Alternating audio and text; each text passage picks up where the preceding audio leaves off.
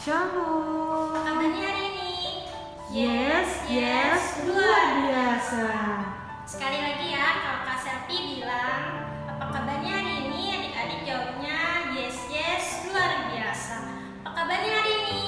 Yes, luar biasa. Nah adik-adik, sebelum kita melakukan ibadah suka minggu, kita mau ajak adik-adik untuk berdoa terlebih dahulu. Yuk adik-adik, kita berdoa, kita lipat tangan, kita tutup mata, kita berdoa. Tuhan Yesus, kami berdoa kepadamu ya Tuhan, agar Tuhan boleh lancarkan kami dalam ibadah sekolah minggu ini. Berkatilah kami Tuhan dari awal, pertengahan sampai akhir. Terima kasih ya Tuhan, kami berdoa. Haleluya, amin.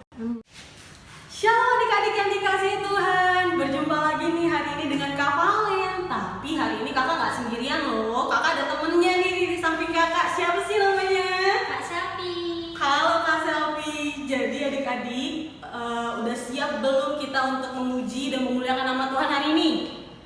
Kalau udah siap, kakak mau ajak adik-adik semua kita untuk bangkit berdiri. Kita mau menyanyikan lagu Dari Terbit Matahari. Ikutin gerakan kita ya adik-adik.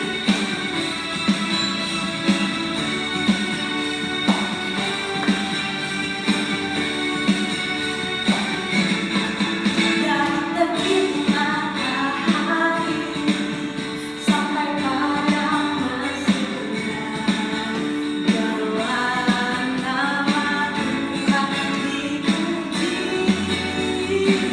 Dari apa? Dari terbit matahari sampai pada masuknya biarlah nama Tuhan dipuji.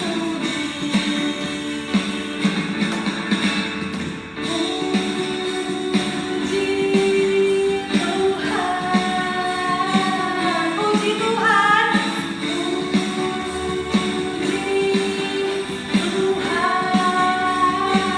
dari terbit matahari pagi-pagi sampai pada masuknya biarlah nama Tuhan dipuji.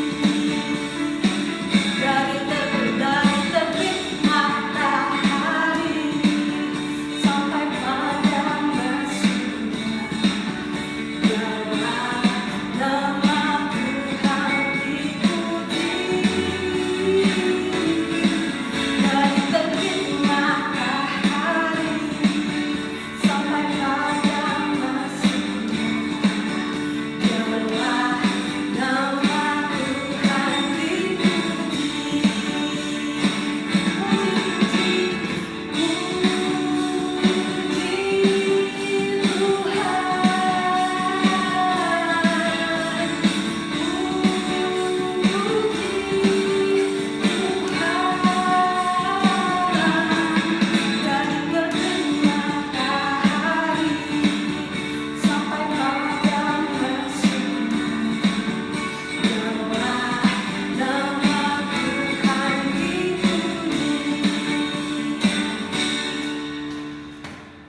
Oke adik-adik, udah semangat belum nih adik-adik nih? Udah dong ya. Nah adik-adik, kakak mau ajak adik-adik kita semua mau mendengarkan firman Tuhan. Kakak mau ajak adik-adik kita siapin Alkitab kita. Namun sebelumnya kakak mau ajak adik-adik juga untuk bernyanyi. Kita mau nyanyi baca kitab suci. Ikutin gerakan kita ya. Baca kitab suci, doa tiap hari, doa tiap hari, doa tiap hari. Baca kitab suci, doa tiap hari. Kau mau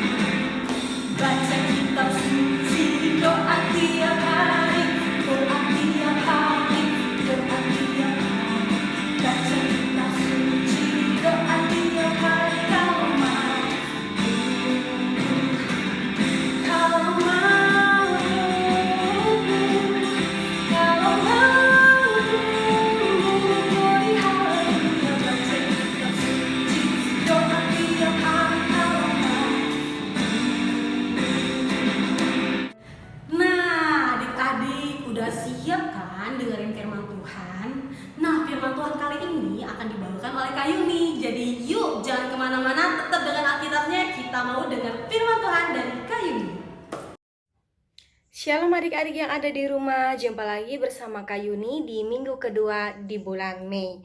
Adik-adik sudah siap untuk mendengarkan firman Tuhan? Kalau sudah siap, duduk yang rapi, jangan berisik, dan kita dengarkan firman Tuhan dengan sungguh-sungguh.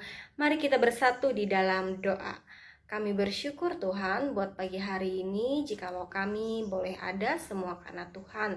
Pada pagi hari ini Tuhan Yesus, kami siap untuk mendengarkan firman Tuhan.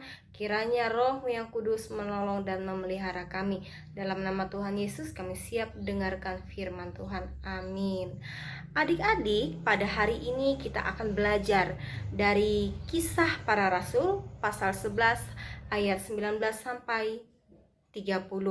Nah, Kak Yuni memberi kesempatan bagi adik-adik untuk dibantu ayah dan bundanya untuk membacakan kebenaran firman Tuhan. Silakan. Puji Tuhan adik-adik, kita sudah membaca kebenaran firman Tuhan, di mana diceritakan seorang rasul yang bernama Paulus dan rekannya yang bernama Barnabas yang memulai pelayanan di Antiokhia. Di sini kita akan belajar tentang kisah hidup seorang Rasul Paulus. Adik-adik tahu tidak?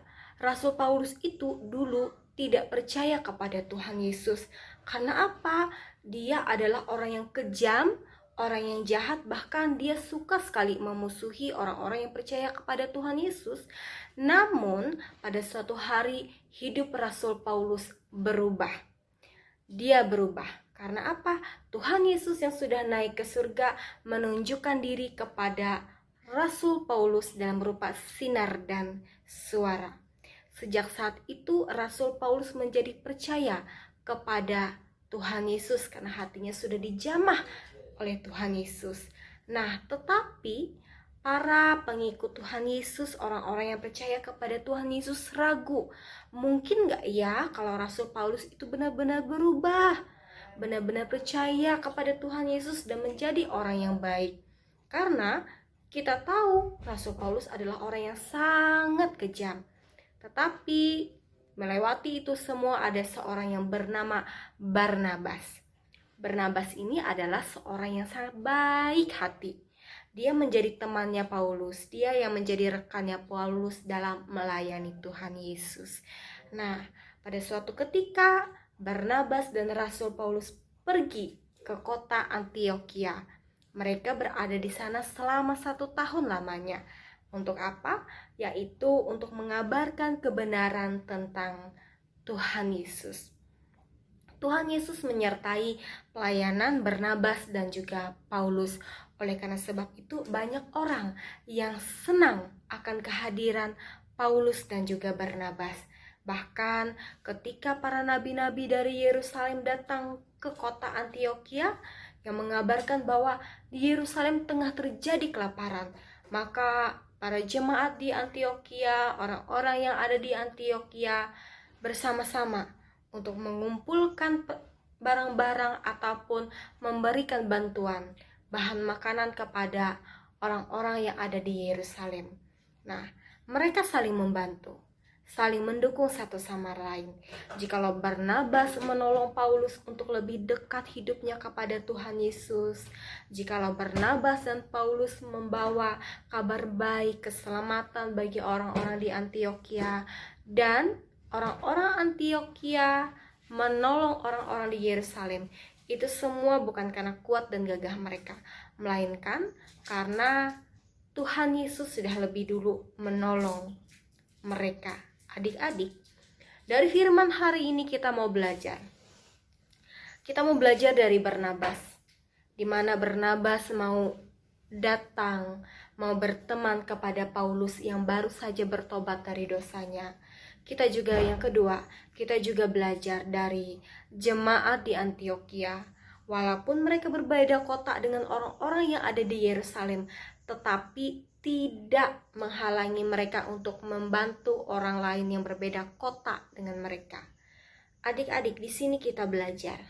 Yang ketiga, untuk belajar hidup saling tolong-menolong. Baik dengan orang yang tidak kita kenal, dengan orang yang kita kenal, dengan mamah papah kita, atau dengan orang-orang yang suka jahilin kita. Kita harus saling tolong-menolong karena Tuhan Yesus lebih dulu menolong kita. Tuhan Yesus memberkati. Adik-adik, mari kita bersatu di dalam doa. Tuhan Yesus, terima kasih kami sudah mendengarkan firman Tuhan. Dari sini kami belajar dari seorang Barnabas yang menolong Petrus dan juga pekerjaan pelayanan Barnabas dan Petrus kepada jemaat di Antiokhia. Jemaat di Antiokhia yang belajar menolong jemaat yang ada di Yerusalem yang sedang dilanda kelaparan. Tuhan Yesus, berkati negara kami Indonesia dan kota kami Purwakarta yang sampai pada saat ini masih terselimuti dengan virus COVID-19 yang membuat ruang gerak aktivitas kami terbatas. Namun kami percaya Tuhan menjaga, Tuhan memelihara kami. Berkati guru-guru sekolah minggu kami yang boleh ambil bagian dalam mendidik, mengajar, menyampaikan kebenaran firman Tuhan. Berkati gereja tempat kami berjemaat, berkati rumah tempat kami diami supaya mendatangkan damai sejahtera dan sukacita. Berkati ayah bunda kami, beri kekuatan, kesehatan usia lanjut, bahkan usaha pekerjaannya Tuhan berkati menjadi berkat bagi seisi rumah kami. Berkati kami Tuhan untuk menjadi anak yang dengar-dengaran, anak yang takut akan Tuhan. Terima kasih Tuhan Yesus, kami sudah berdoa. Amin. Ya, adik-adik gak terasa ya ibadah sekolah minggunya udah selesai. Gimana ibadah sekolah minggunya, seru nggak? Seru Kak. Seru ya. Kakak juga mau ingetin adik-adik yang mau kasih uang persembahan, adik-adik boleh titip ke mama papanya untuk diserahkan ke kakak-kakak sekolah minggu. Nah, tapi sebelum kita menutup ibadah sekolah minggu, kita akan berdoa terlebih dahulu. Yuk adik-adik, kita lipat tangan kita tutup mata, kita berdoa. Tuhan Yesus, terima kasih karena Tuhan telah menyertai kami dalam ibadah sekolah minggu ini. Terima kasih ya Bapak, terima kasih karena Tuhan boleh menyertai kami dari awal, pertengahan, sampai akhir. Kiranya setiap apapun yang telah diterima oleh adik-adik boleh menjadi suatu pelajaran buat adik-adik di rumah. Kiranya adik-adik boleh menjalankannya dalam kehidupannya sehari-hari. Terima kasih ya Tuhan, kami ucap syukur. Amin.